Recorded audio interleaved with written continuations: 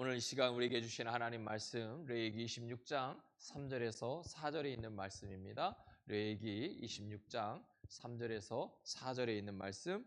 너희가 내 규례와 계명을 준행하면 내가 너희에게 철따라 비를 주리니 땅은 그 산물을 내고 밭의 나무는 열매를 맺으리라. 아멘. 이는 하나님의 말씀입니다. 앞뒤 좌우로 인사합니다. 나는 행복한 사람입니다. 한 번 더 인사합니다. 행복한 사람이 행복한 사람을 만듭니다. 할렐루야. 우리 성경을 가슴에 품고 우리 진심으로 고백하겠습니다. 이것은 나의 성경책입니다. 나는 이 성경이 말하는 사람이고 이 성경이 말하는 것을 가지고 있으며 이 성경이 할 수 있다는 것을 할 수 있습니다. 오늘 하나님 말씀을 통해 이 말씀을 깊이 묵상하고 마음속에 받아들여 반드시 변화될 것을 예수님의 이름으로 기도합니다. 아멘. 하나님께서 우리를 축복해 주실 줄로 믿습니다. 오늘 이 시간이 지금까지 있어서 여러분의 최고의 시간이 되기를 주의 이름으로 축복합니다. 레위기 26장은 레위기 전체의 결론의 부분이기도 합니다. 창세기와 출애굽기를 통해 하나님은 이스라엘 백성을 선택하셨고 레위기를 통해 그 백성이 어떻게 거룩한 공동체, 그런 모습으로 살아갈지에 대해서 자세히 가르쳐주고 계십니다. 레위기는 단순히 제사의 규정이 있는 것만으로 끝나는 것이 아니라 거룩하라, 나는 거룩하니라. 그러니까 우리에게 거룩한 하나님의 백성, 다시 얘기하면 하나님의 성품으로 하나님의 백성으로서 살아갈 수 있는 모습들이 어떤 모습인지 구체적으로 우리의 일상생활 속에서 하나하나를 짚어가면서 우리에게 말씀하고 계시고, 그 모습을 통해 우리에게 하나님의 백성으로서 온전히 살아갈 수 있는, 거룩한 백성으로 온전히 살아갈 수 있는 모습을 계속해서 말씀해주고 가르쳐주고, 또 언약한 책이 바로 레위기의 말씀입니다. 그런 레위기의 마지막을 장식하는 오늘 26장은 하나님은 이제 이스라엘 백성이 앞으로 어떤 길을 선택해야 하는지에 대해 분명하고도 강력하게 선언하고 있는 겁니다. 오늘 레위기 26장을 다 봐야 되는데 우리가 특별히 3절 4절의 말씀을 봤어요. 근데 이 세 파트로 26장은 나눠져 있습니다. 첫 번째는 순종의 축복이에요. 그래서 1절에서 13절에 보면 순종하면 어떤 축복을 누리는지에 대해서 말씀하고 있고, 또 14절에서 39절에는 불순종의 저주의 모습, 불순종을 통해서 받는 징계에 대해서 말씀하고 있고, 40절에서 46절에 보면 회복의 언약을 우리에게 말씀하고 있습니다. 근데 흥미로운 것은 내용보다 저주의 내용이 훨씬 더 길다는 거예요. 아니, 사랑의 하나님이고 축복의 하나님인데 축복을 더 많이 해주셔야 되고 사랑에 대해서 더 많이 얘기해 주셔야 되는데 26장을 보면 저주에 대한 말씀이 훨씬 더 길어요. 왜 그럴까? 하나님이 저주를 좋아해서가 아니라 하나님의 백성, 하나님의 자녀인 우리에게 경고하고 있는, 부모의 마음으로서 우리가 어떻게 살아가야 이 저주의 모습을 가지고 살지 않는지 그 길로 가지 말라고 계속해서 말씀하고 있는 거거든요. 그러니까 하나님은 우리에게 경고하고 있는 거예요. 그러니까 저나 여러분이 사랑하는 자녀에게 어떤 얘기를 하죠? 자꾸 그 잘못된 길은 안 된다, 이런 길은 잘못되고 저런 길은 잘못됐다, 그래서 그 길로 가지 마라, 자꾸 이야기하잖아요. 왜 이야기하죠? 사랑하니까. 사랑하니까 이야기하는 거예요. 사랑하지 않고 관심이 없으면 그 길로 가라 저 길로 가라 이야기할 필요가 없어요. 왜요? 내 관심사에 들어있지 않으니까. 근데 하나님께서 계속 그렇게 말씀하는 거예요. 그 길로 가지 마라, 저 길로 가지 마라, 너희들은 이 길로 가야 된다라고 계속해서 말씀하는 건 부모의 마음, 사랑하는 마음이 있기 때문에, 우리를 사랑하기 때문에 주님께서 말씀하는 거예요. 그러니까 하나님이 원하시는 길은 딱 하나의 길, 순종의 길, 언약의 길, 생명의 길을 가라는 거예요. 그래서 본문은 너희가 내 규례와 계명을 준행하면 이렇게 말씀하는 거예요. 이는 언약의 특성을 우리에게 분명히 보여주고 있는 거거든요. 하나님은 먼저 이스라엘 백성을 사랑으로 선택하셨지만 그들과의 관계 실제의 삶 속에서 하나님을 주님으로 인정하는 순종의 삶을 유지하고 있냐는 거예요. 오늘 저나 여러분에 계속해서 묻고 있는 거거든요. 우리가 하나님의 사랑으로 선택을 받았어요. 하나님을 믿는 하나님의 백성이 되었어요. 구원받은 하나님의 백성이 됐단 말이에요. 그럼 구원받은 하나님의 백성으로서 하나님과의 관계를 계속 맺어야 되잖아요. 그렇죠? 관계를 자꾸 맺어가는 삶을 살아가는데 그 관계를 맺는 삶을 통해서 우리에게 질문하고 있는 거예요. 얘들아, 너와 내가 지금 관계를 맺어가고 있는데 너는 나를 주님으로 구원자로 인정하고 살아가고 있니? 라고 묻고 있는 거예요. 오늘 저나 여러분이 그 관계가 유지가 돼야 된다는 거예요. 그러니까 우리가 서로 이렇게 베델 공동체, 교회 공동체로 살아가고 있지만 우리가 서로 관계 속에서 무엇인가를 인정해야 된단 말이에요. 인정하지 않으면 관계가 맺어지지 않아요. 그러니까 하나님과 나와의 관계도 똑같은 거예요. 주님을 나의 주로 인정하고 살아가고 있냐고 묻는 거예요. 이것은 단순히 규범이 아니라 하나님과의 관계를 지키는 사랑의 원리를 우리에게 말씀하고 있는 거예요. 그러니까 내가 주님을 주로 고백할 때 우리 그 안에 뭐가 있어야 돼요? 사랑이 있어야 되는 거예요. 하나님께 나를 사랑하듯이 나도 하나님을 사랑하고 그 사랑의 모습이 있어야 된다는 거예요. 그래서 오늘 본문은 우리에게 분명히 그것을 말씀해요. 우리의 삶에서 축복과 평안의 자리로 주님이 돌아오기를 원하고 그런 삶을 살아가기를 원하고 있어요. 그 첫 번째가 뭐냐면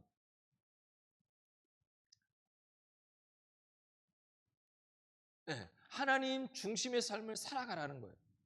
자, 1절에 보니까 이렇게 말씀해요. 너희는 우상을 만들지 말라. 그리고 이어서 안식일을 지키며 내 성소를 경외하라. 그러니까 하나님은 이스라엘의 삶에서 하나님 중심이 되는 삶을 살아가길 원하고 있다는 거예요. 오늘 저나 여러분에게도 동일하게 묻고 있는 거예요. 하나님 중심의 삶을 살아가고 있나요? 25년을 살아오면서 지금 이제 마지막 이제 한 달 남았어요. 11달을 살아오면서 우리가 하나님 중심의 삶을 살아왔냐는 거죠. 그러니까 우리에게 하나님은 자꾸 묻는 거예요. 얘야, 너는 내 중심으로 살아왔니? 25년을 살아가면서 하나님 중심으로 살아왔냐고 자꾸 묻는 거예요. 우상 숭배는요, 단순히 나무에 무언가를 새기거나 조각상을 만들거나 이것이 다 그거에서 한정되는 것이라고 얘기하지 않아요. 하나님은요, 하나님보다 앞에 두는 것이 다 우상이라고 말씀하는 거예요. 그러니까 하나님 중심이 되지 않는 다른 것들이 중심이 됐다고 한다면 그것이 다 우상이라는 거예요. 명예, 돈, 성공, 감정, 취미, 때로는 우리의 평안함. 이것이 하나님을 밀어내고 있다고 한다면 이 모든 것이 우상이고 그렇다면 나는 하나님 중심의 삶을 살지 못했다는 거죠. 우상을 제거하는 일은 단순히 나쁜 것을 버린다, 나쁜 습관을 버린다가 아니라 다시 하나님께 초점을 맞추겠다라고 하는 고백이 있는 거예요. 오늘 저나 여러분이 이 대림절을 시작하면서 나의 구원자이신 예수 그리스도가 이 땅에 오시는 이 대림절을 시작하면서 우리가 다시금 결단해야 되고 선택해야 될 게 뭐냐면 내 초점이 하나님께 맞춰져 있냐는 거예요. 우리의 영적 삶을 다시 재점검하고 다시 우선순위를 만들고 재정렬을 해야 된다는 거예요. 하나님께 초점을 맞추라는 거죠. 사랑하는 성도 여러분, 오늘 저나 여러분이 하나님 중심의 삶을 살기 위해서 필요한 것은 하나님께 초점을 맞추는 겁니다. 하나님 중심의 삶을 살아가는 겁니다.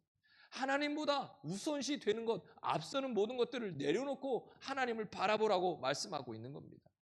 안식일을 지키라고 하는 것은 시간 속에 하나님을 기억하라는 거예요. 모든 시간 속에 하루 24시간의 시간 속에서 하나님을 기억하고 있냐는 거예요. 성소를 경외하라는 것은 공동체적 예배를 소중히 여기고 있냐는 거예요. 오늘 저나 여러분이 드리고 있는 이 예배가 얼마나 소중한지 그것을 기억하라는 거죠. 하나님이 기대하시는 삶은 예배 중심, 말씀 중심, 하나님 중심의 삶입니다. 이것이 축복의 출발점이다라고 말씀하는 거예요. 그러니까 어떤 분들은 시작도 못한 분들이 있다니까요. 하나님 중심, 예배 중심, 말씀 중심, 하나님 중심으로 살아가지 못하면 아직 내가 축복을 받을 출발점이 못 서 있는 거예요. 이제는 출발하기를 주님 축복합니다. 하나님의 축복을 받고 하나님의 은혜를 받고 하나님의 축복 가운데 살아가는 것을 시작하는 첫걸음을 내딛기를 주의 이름으로 축복합니다. 그것이 예배 중심, 말씀 중심, 하나님 중심으로 내 발을 내딛는 그 순간부터 이 축복이 시작된다는 거예요. 4절에서 13절에 보면 하나님 중심의 삶을 선택하는 자에게 주어지는 축복이 되어 있어요. 계속해서 첫 번째는 뭐예요? 철을 따라 비를 내려주신다는 거예요. 우리가 필요할 때 비를 내려주신다는 거예요.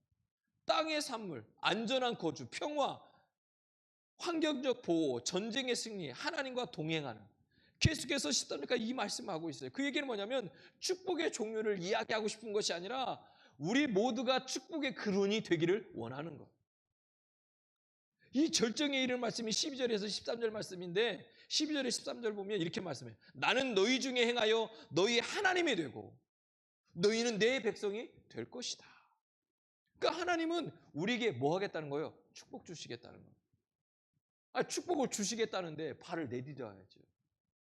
제가 오늘 신촌에 이렇게 차량 운행을 갔다 오다 보니까 저기 두부집 이름이 뭐예요? 그 두부집 있잖아요. 그 부영 가든 가기 전에 순두부집인가 뭐 있잖아요.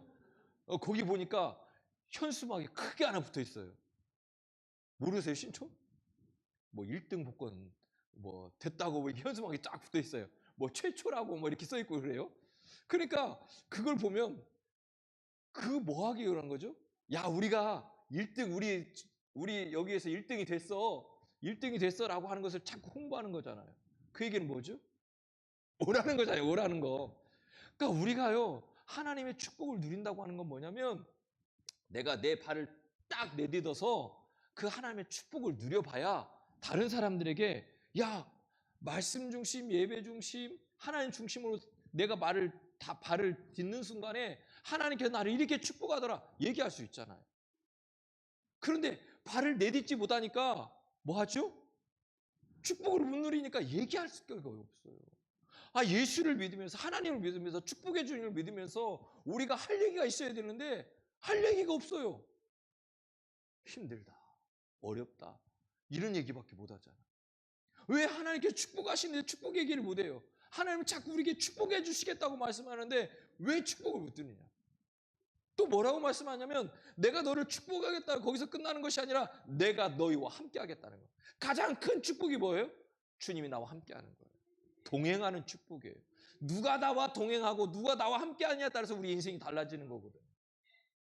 오늘 저나 여러분이 우리의 인생길에서 가장 큰 축복은 하나님이 나와 함께하고 하나님이 나와 동행하시는 거예요.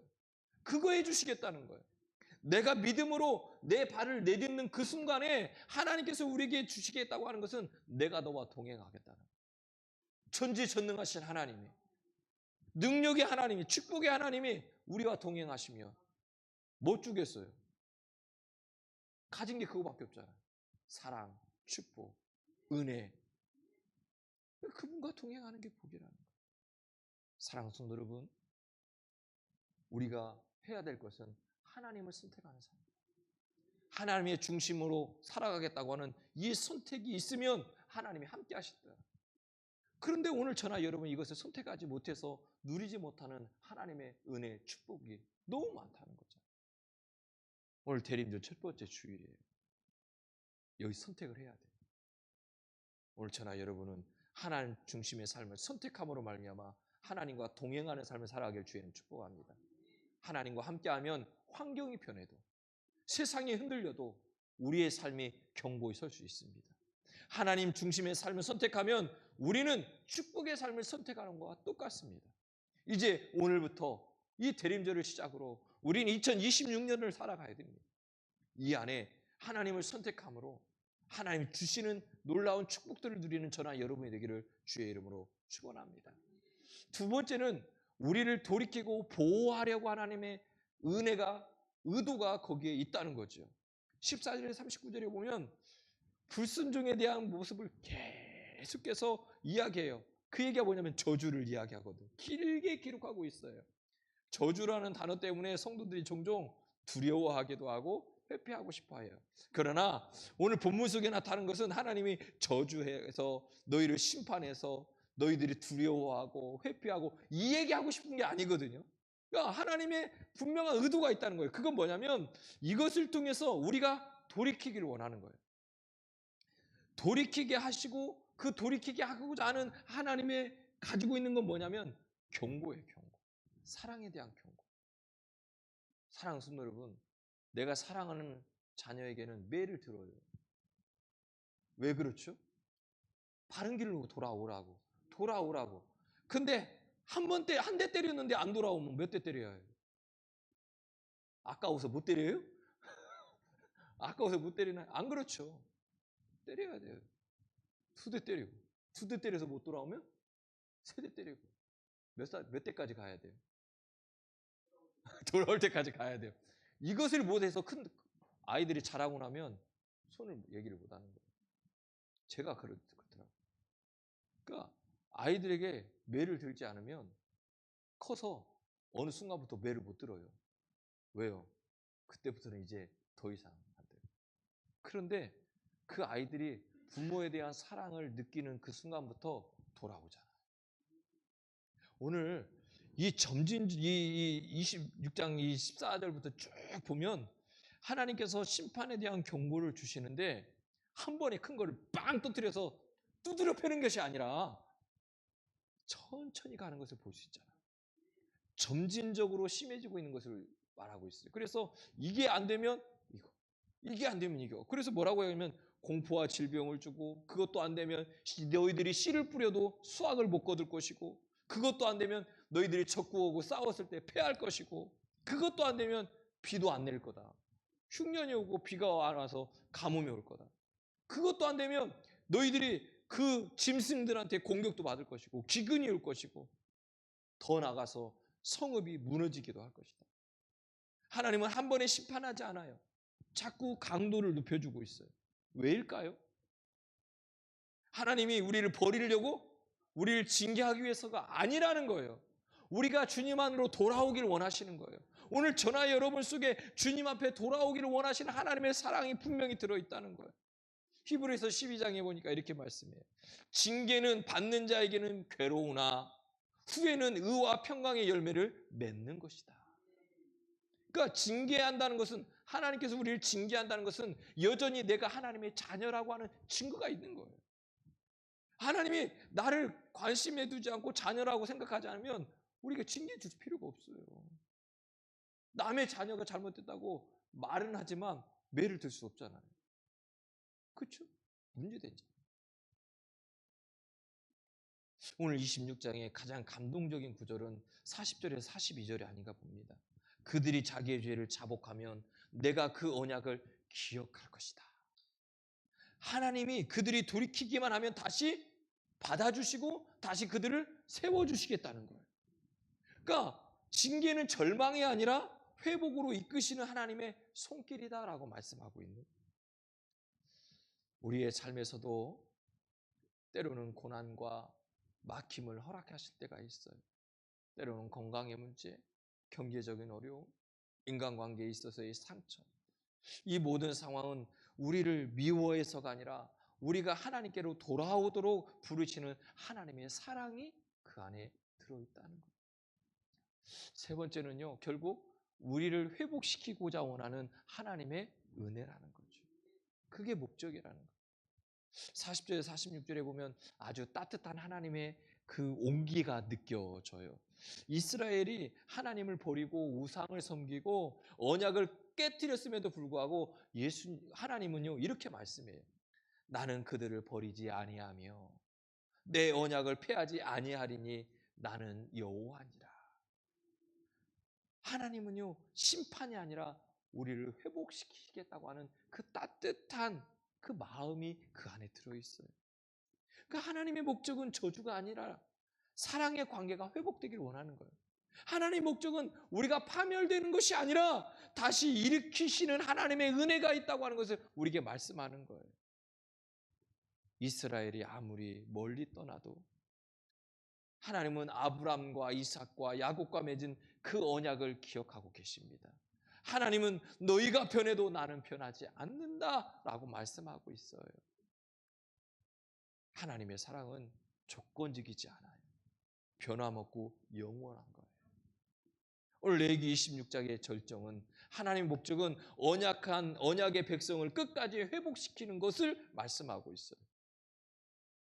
오늘 우리에게도 동일하게 말씀하는 거예요.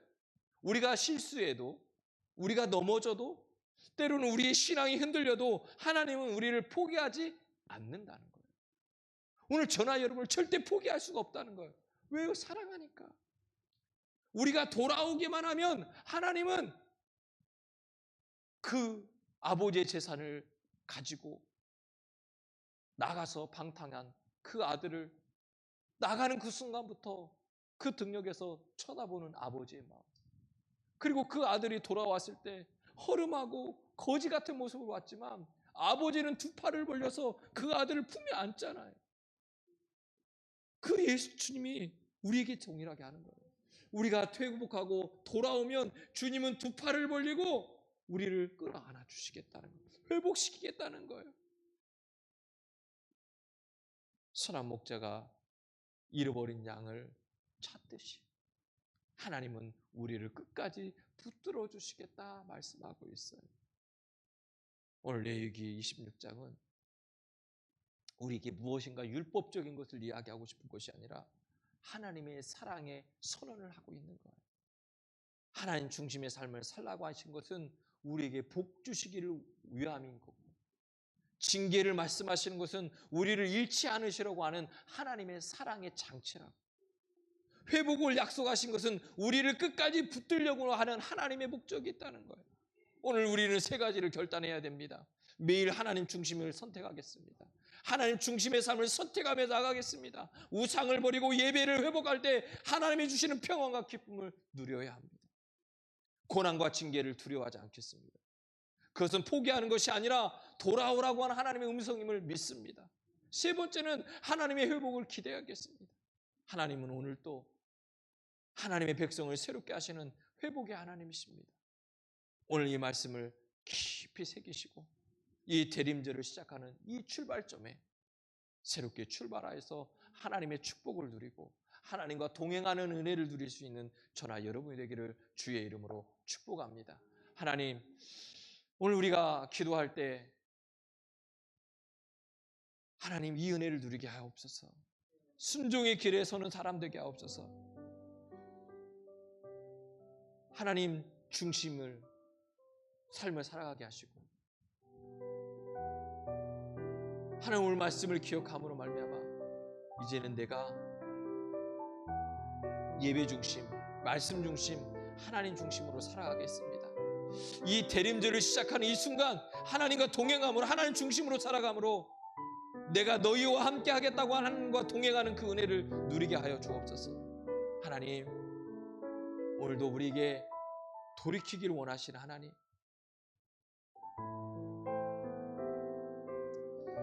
하나님의 그 사랑의 은혜를 내가 기억하게 하옵소서.